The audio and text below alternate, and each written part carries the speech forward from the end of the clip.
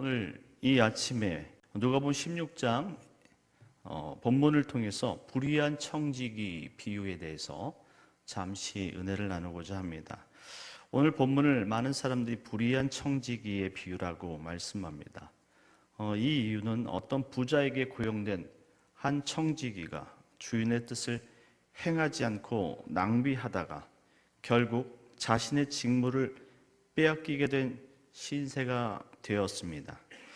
그런데 이 비유는 여기서 그치는 것이 아니라 그런 주인의 권고 조치를 통해 오히려 이 청지기에게 전화위복의 경험이 된다라는 것입니다.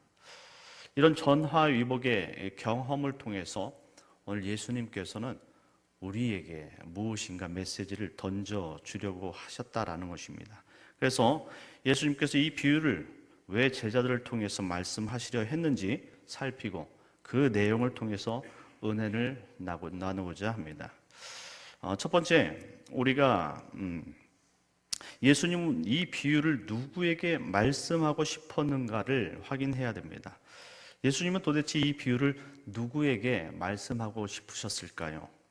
그 1절에 보면 이렇게 비유의 대상을 설명을 하는데, 또한 제자들에게 이르시되 어떤 부자에게 청지기가 있는데 그가 주인의 소유를 낭비한다는 말이 그 주인에게 들린지라. 마치 우리가 읽을 때는 지금 예수님께서 그 비유의 대상을 제자들에게 국한시켜서 말씀하시는 것처럼 우리가 읽을 수 있습니다. 하지만 이 제자들에게 들려주는 교훈일 뿐이지 정작 이 비유의 본질적 대상이 따로 있다라는 사실입니다. 이 비유의 대상을 우리가 좀 이해하기 위해서는 히브리 문학 양식을 조금 이해를 해야 됩니다. 우리가 읽었던 이 누가복음 16장은 세 문장으로 이루어져 있습니다. 특별히 오늘 우리가 읽었던 본문 1절부터 13절까지 말씀, 그리고 14절부터 18절까지 말씀, 그리고 19절부터 31절까지 말씀으로 이 세 문장으로 기록이 되어 있습니다. 이렇게 세 문장으로 기록되어진 것을 그 히브리 문학 구조 양식으로 카이즘 구조라고 얘기를 합니다. 이 카이즘 구조는 그 수미 상관 그 양식처럼 그 처음과 마지막에 동이라는 것을 놓고 그 중심에 가장 핵심적인 것을 놓아서 마치 이 중심에 된 말씀을 부연 설명하도록 병행해 놓은 구조를 이 카이즘 구조라 말할 수 있습니다. 따라서 오늘 예수님께서 두 비유를 처음과 마지막에 설정해 놓고 14절부터 18절까지 본질적인 말씀을 중앙에 둠으로 말미암아 이 말씀이 누구를 대상으로 하는지에 대해서 잘 가르쳐주고 있다라는 것입니다. 그래서 우리가 1절에 읽을 때 제자들에게 대상으로 해서 말씀하는 것처럼 볼 수 있으나 우리가 히브리 문학상에서는 이 14절에 나오는 핵심 구절의 그 대상이 오늘 본질적으로 예수님께서 말씀하시는 대상이 될 수 있다라는 것입니다. 그래서 이 강조점에 있는 14절을 이렇게 읽어보면 이렇게 적혀 있습니다. 바리새인들은 돈을 좋아하는 자들이라 이 모든 것을 듣고 비웃거늘. 오늘 정작 예수님께서는 이 바리새인들에게 말씀하고 싶으셨던 것입니다. 그리고 또한 병행 구조인 그 구절인 그 19절부터 시작되어지면 또 이렇게 기록이 되어 있습니다. 한 부자가 있어 자색 옷과 고운 베옷을 입고 날마다 호화롭게 즐기더라.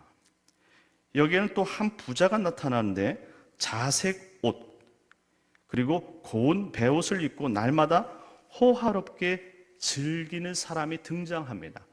여기서 자색 옷이라는 그 말은 당시 이 자색 옷이 그 당시 신분을 나타내 주는데 그 당시는 이 염색이 그렇게 발달하지 않은 시대라서 어떤 그 옷에 색을 집어넣을 수 있다면 고급 옷이 되어지는데 당시 최고의 염색 기술은 조개 껍질을 갈아서 그 자색 빛을 내게 하는 그런 염색 가공이 최고의 그 옷감이 되었습니다. 그래서 이 자색 옷을 입는 사람들은 그 당시에 가장 높은 고위층이 이 자색 옷을 입었는데, 특별히 이 로마 황제가 자색 옷을 입었고, 그리고 또한 고위층에 사는 사람들이 이 자색 옷을 입었었습니다. 한마디로 부자들만 입을 수 있는 옷이 이 자색 옷이에요. 그래서 성경에는 이 자색 옷이라는 말이 종종 등장하는데, 이 자색 옷 자체가 이 부자, 그러니까 그 시대의 1%를 의미하고 있다라는 것입니다. 그렇다면 오늘 본문이 황제를 말하려고 하는 것인가? 이 주석을 또 찾아보면 이 당시 헤롯 대왕을 의미한다라고 말하는 것 같은데, 이 병행 구조라는 것은 서로 다른 것을 놓은 것이 아니라 오늘 본질적인 것을 나타나기 위해서 그것을 설명하는 수미상관의 의미가 있다는 것을 우리가 확인해 본다면, 분명히 여기 나온 이 자색 옷도 그 당시에 최고의 부를 누리고 있었던 제사장들을 의미하고 있다라는 것입니다. 16절에 이렇게 말씀을 언급하고 있습니다. 율법과 선지자는 요한의 때까지요. 이 율법과 선지자를 언급한 것을 미루어 보아서 율법을 근거로 살고 있는 종교 지도자들을 상징적으로 부자라고 묶어 놓은 것입니다. 더 설명을 드리자면, 당시 이 바리새인뿐만 아니라 그 종교 지도자였던 이 사두개 계층의 이 제사장 그룹은 이 돈으로 권세를 살 정도의 막강한 부를 취하고 있었습니다. 또한 돈이 하나님의 대단한 축복이며 이 돈을 추구하면서 사는 것이 마땅하다라는 사고방식 속에서 하나님보다 돈이 더 우선시되는 그런 종교인들이 이루어지게 됐습니다. 근데 이것이 하루에 이틀 일이 아니라는 말씀입니다. 우리가 잘 알고 있는 그 구약 성경의 마지막 말라기가 하나님께서 이렇게 돈으로 종교적 타락을 안고 있는 제사장들과 이스라엘 백성을 대상으로 집중적으로 경고한다라는 것입니다. 그 당시에 제사장들이 이 재물에 눈이 멀어서 돈을 착취하기 시작하였고, 또한 성전에 들어오는 하나님의 재물을 먼저 자신들이 갈취하였고, 좋은 것은 자신들이, 그리고 나쁘고 병들고 상품의 가치가 없는 것들은 골라서 하나님께 드리는 그런 나쁜 타락적인 그런 행동을 만행하였다라는 것입니다. 하나님만 바라보고 살아야 되는 이 종교 지도자들이 하나님을 바라보지 않고 오히려 이 재물에 눈을 뜨고 재물 중심의 삶을 살고 있었다라는 것입니다. 이 말라기가 있은 후에 오늘 누가복음이 도래하는 그 예수님 시대까지 약 600여 년간의 이런 관습들이 여전히 남아서 그 제사장들에게 오늘 하나님보다 물질을 더 중요하게 여기는 그 풍습이 이어지고 있었다라는 것입니다. 돈을 갖는 것, 이것이 그 당시 이 제사장들이 가장 하나님께서 우리에게 베풀어 주신 축복이라고 생각했던 것입니다. 그런 상황 속에서 오늘 예수님께서 이 비유를 풀어내고 계신다라는 것입니다. 따라서 오늘 이 비유의 말씀은 오직 돈을 밝히고 하나님의 은혜를 떠나서 율법을 가지고 있으나 여전히 세속적으로 살아가는 변화되지 못한 이 바리새인들과 사두개인, 곧 종교인들을 대상으로 말씀하고 있다는 사실을 우리가 알아야 한다는 것입니다. 두 번째, 이 불의한 청지기가 왜 불의하다고 말씀할 수 있는가입니다. 오늘 청지기가 불의하다고 말씀하셨는데 그 의미가 무엇을 말하는지 살펴보아야 합니다. 여기서 청지기라는 단어는 오이코노모스라는 단어로서 관리자, 감독자의 의미를 가지고 있습니다. 이미 우리가 이 관리자라고 감독자 얘기를 하면 그가 어떠한 직무를 감당하는지를 알 수가 있습니다. 특히 이 당시의 그 청지기들은 이 노예보다는 소시민들, 그리고 노예였다가 해방된 사람들이 관리자 역할들을 많이 맡았다고 합니다. 일종의 무보수가 아니라 보수가 보장되어져 있는 일꾼이라는 사실이죠. 노예가 아닙니다. 일꾼이라는 사실이에요. 이들은 철저히 이 고용주의 재산을 담당하여 일정 금액을 받고 담당하여 관리하는 것이 이 청지기의 몫입니다. 그렇다면 우리가 청지기가 불의하다는 것은 이 관리를 제대로 하지 못할 때 불의하다고 말할 수 있다는 것이죠. 1절에 보니까 그가 주인의 소유를 낭비한다고 말하고 있습니다. 낭비라는 말 자체가 이 관리의 자격이 없음을 말해주고 있는 것입니다. 이 관리인이 무능력하다라는 사실을 보여주고 있는 것입니다. 그렇습니다. 오늘 본문에 나온 이 불의한 청지기는 관리자의 역할을 감당하지 못하고 있었던 것입니다. 그래서 주인이 더 이상 참지 못하고 청지기에게 이 직무를 하지 못하도록 우리가 읽었던 2절 말씀에 그만둬라 라고 이 권고 조치를 내린 것입니다.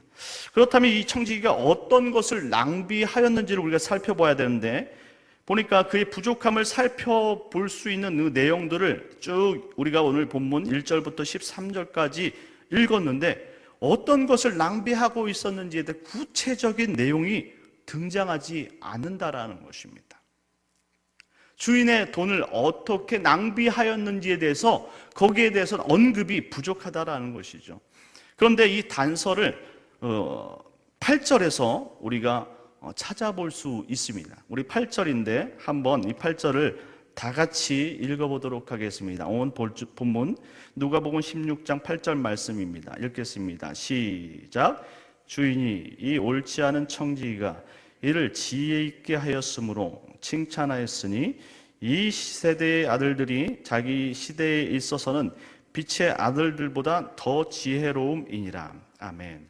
오늘 본문에 보니까 이 청지기가 이를 지혜 있게 하였다고 칭찬하였다라는 것입니다.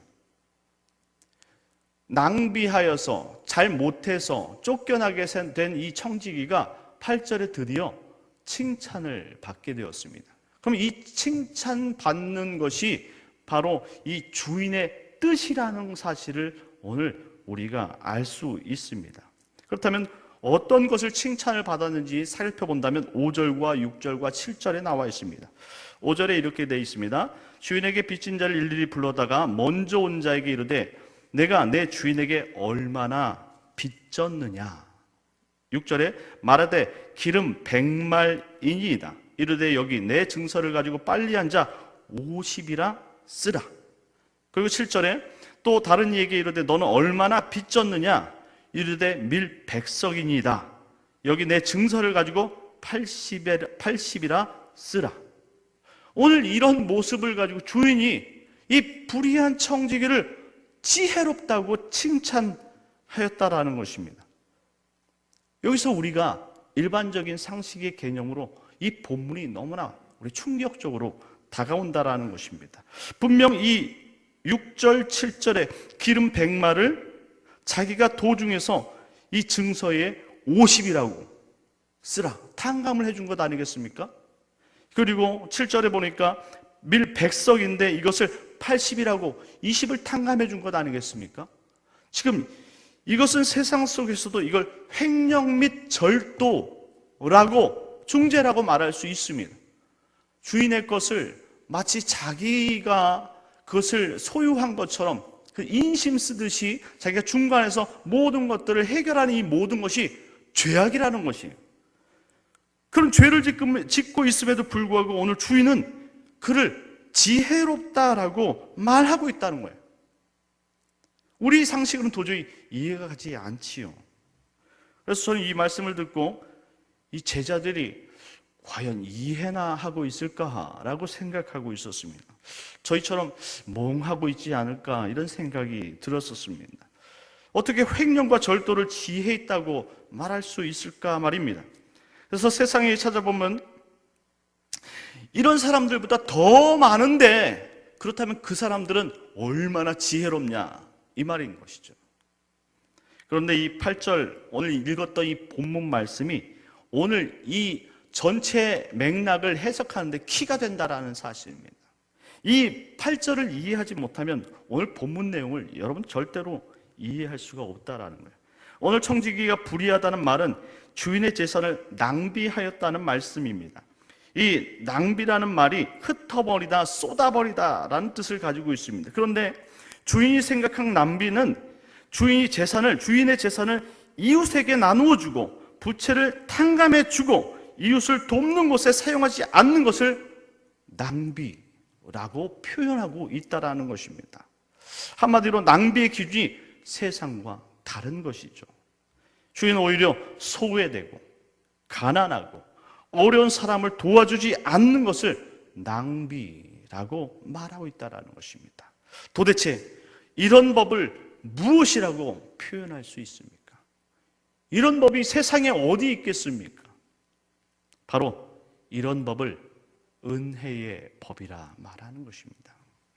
세상에서는 도저히 이해할 수 없습니다.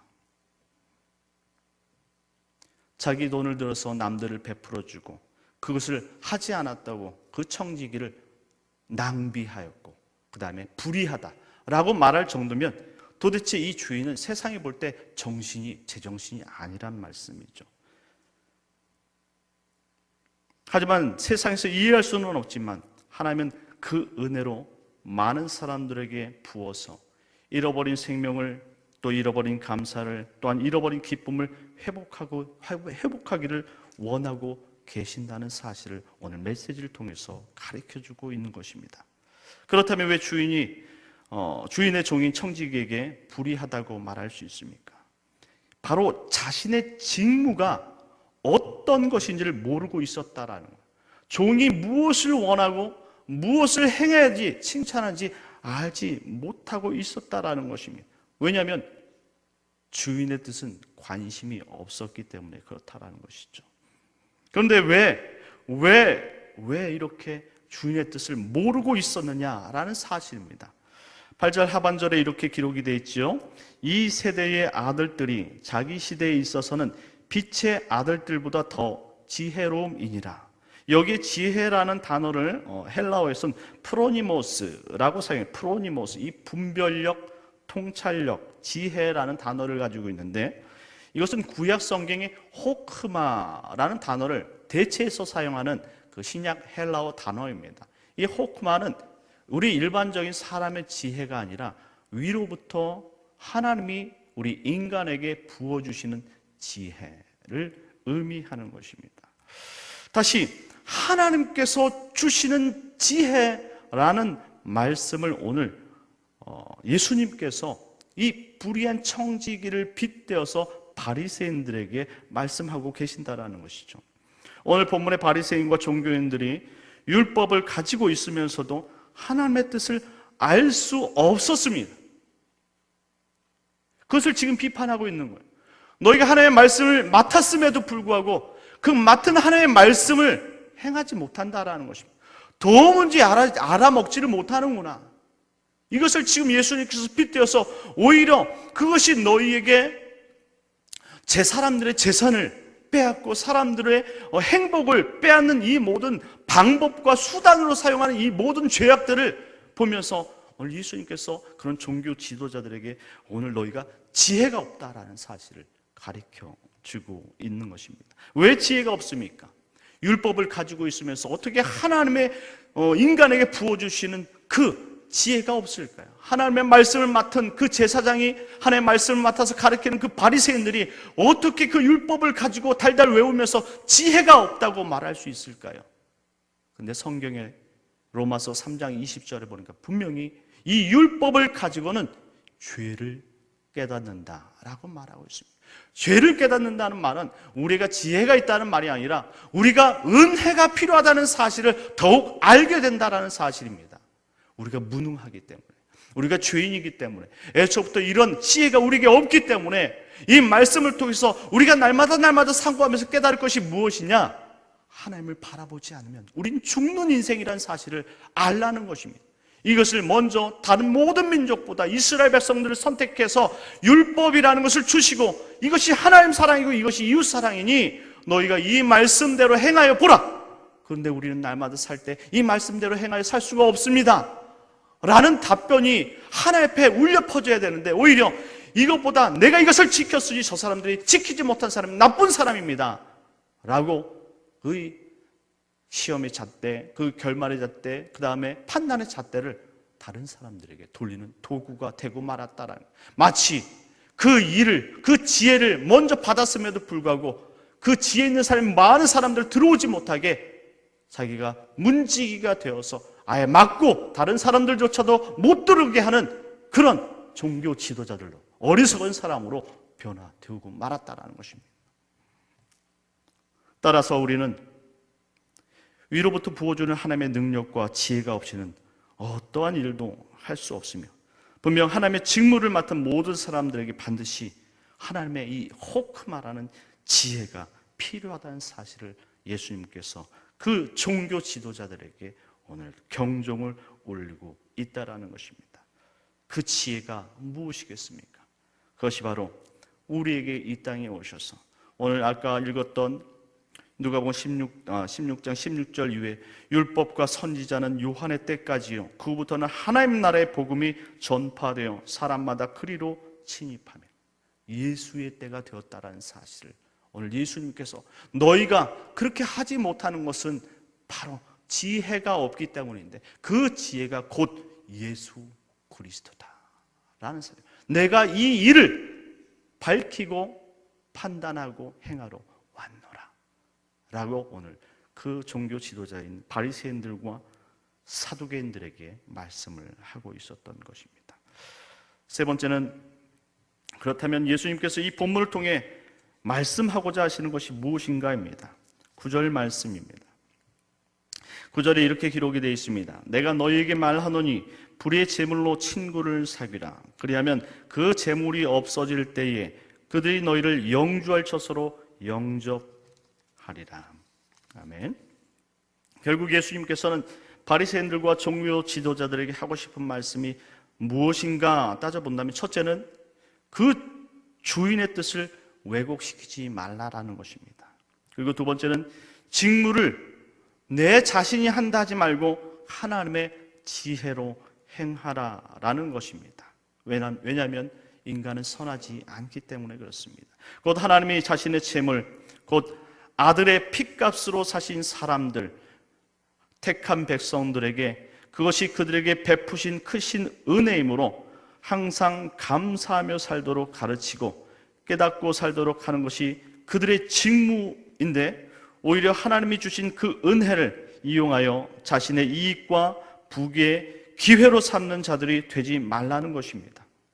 예수 믿는 것은 은혜로 믿는 것이며, 이것은 우리에게서 나오는 것이 아니라 오직 하나님의 뜻대로 이루어지는 것이기에 그들에게 진리를 가르침으로 자유함을 주고 행복한 신앙생활을 하도록 하는 것이 그들의 당연한 본분임에도 불구하고 그것을 빌미로 신앙의 올무를 지어주고, 그리고 신앙생활이 힘들고 화가 나고 또 부끄럽게 하여 천국 가는 것이 마치 값싼 복음으로 전락시켜 어렵고 힘들게 신앙하는 것이 진짜인 것처럼 만드는 모든 종교 생활을 그만두라라는 것입니다. 그렇습니다. 오늘 예수님께서는 이 천국문의 앞에 서서 들어가고자 하는 모든 사람들도 막고 자기도 들어가지 못하는 그런 어리석은 그 율법을 맡은 바리새인들과 종교 지도자를 한꺼번에 경고하고 있었던 것입니다. 끝으로 우리 18절을 다 같이 읽어보도록 하겠습니다. 18절입니다. 오늘 본문 읽지 않았지만 18절입니다. 다 같이 읽어보겠습니다. 시작. 무릇 자기 아내를 버리고 다른 데 장가드는 자도 간음함이요 무릇 버림당한 여자에게 장가드는 자도 간음함이니라. 오늘 14절부터 이 18절까지 오늘 예수님께서 본질적으로 가장 핵심적으로 말씀하고 싶었던 말씀인데, 이 율법과 결혼한 바리새인들에게 율법은 아내와 같은 존재입니다. 그런데 그 율법이 내 하나님을 사랑하고 내 이웃을 내 몸같이 사랑하는 말씀이었다라는 사실을 모르고 있었던 것입니다. 그래서 이웃을 사랑하는 것이, 하나님의 말씀을 사랑하고 지키는 것이 바리새인들에게 주신 당연한 하나님의 말씀인데, 오히려 바리새인들은 하나님만 사랑하고 이웃은 돈을 많이 주는 사람만 사랑했다고 한다면 그 율법은 지키지 않는 것과 같다라는 것입니다. 다시 말하면 이율 배반적이라는 것이죠. 하나님 사랑하는 것이 이웃 사랑하는 것이다. 근데 이것을 하지 못하면서 하는 것처럼 말하는 그것이 간음이라는 것입니다. 오늘 종교 지도자들이 이처럼 율법을 가지고 있으면서도, 그렇게 살지 못하고 있으면서도 하나님을 사랑하는 것처럼 말하는 것은 간음합니다 라고 짚어주고 있다는 것입니다. 그러므로 그들에게 13절에 이렇게 얘기를 하죠. 집 하인이 두 주인을 섬길 수 없나니 혹 이를 미워하고 저를 사랑하거나 혹 이를 중히 여기고 저를 경히 여길 것임이니라. 너희는 하나님과 재물을 겸하여 섬길 수 없느니라. 그렇게 책망하셨던 것입니다. 하나님 사랑하는 것, 내가 임의로 사랑하는 것이 아닙니다. 하나님께서 택하시고 은혜를 베풀어 주신 자들만이 이 성전에 들어와서 예배드릴 수 있다는 사실을 기억하셔야 합니다. 오늘 우리가 이렇게 일부러 하나님 앞에 나와서 예배를 드린 이 모든 것들이 내가 드리고 싶어서 나온다고 생각할 수 있지만, 하나님께서 우리에게 은혜, 다시 말해 마음의 문을 열어주셨으니까 여러분들이 이 자리에 나와서 하나님의 음성을 듣는 것입니다. 얼마나 복되고 귀한 시간입니까? 이 짧은 시간 여러분이 하나님의 자녀라는 사실을, 말씀을 듣고 확증하고 내 마음속에 하나님이 나를 아직도 이렇게 사랑하고 있구나 라는 사실을 깨닫는다면 정말로 하나님의 백성이 맞습니다. 여러분들에게 이렇게 은혜의 시간을 베풀어 주신 것은 이렇게 율법으로 우리가 믿는 것이 아니라 하나님의 은혜로, 위로부터 주신 그 오직 하나님의 진리, 하나님의 은혜로 우리가 오늘도 살아갈 수밖에 없는 인생이라는 사실을 말씀해주고 있다는 것입니다. 오늘 여러분들 잘 나오셨습니다. 여러분들이 듣고 여러분들 마음속에 새겨야 될 것은 내 힘으로 예수 믿는 것이 아니라 오직 예수 그리스도의 능력과 그의 말씀으로 예수를 믿고 신앙생활한다는 사실을 믿고, 오늘도 겸손히 하나님을 바라보면서 저 2000년 전 정말로 자기가 맡은 그 직무가 다른 사람보다는 뛰어나고 다른 사람은 도저히 할 수 없는, 그리고 내가 입을 벌리지 않으면 그들은 하나님 나라도 모를 거야 라고 교만한 삶의 그런 율법적인 삶이 아니라 이제 성경만 펴면, 그리고 그분 하나님만 생각하면 그분이 우리의 마음을 열어서 하나님 나라로 인도하는 그런 귀한 은혜의 때가 도래했으니 여러분 주신 귀한 직무를 잘 깨달아 알고 오늘도 주님 안에서 귀한 평안을 누리고 하나님의 영광을 돌리는 하나님의 백성으로 살아가길 예수님의 이름으로 축원합니다.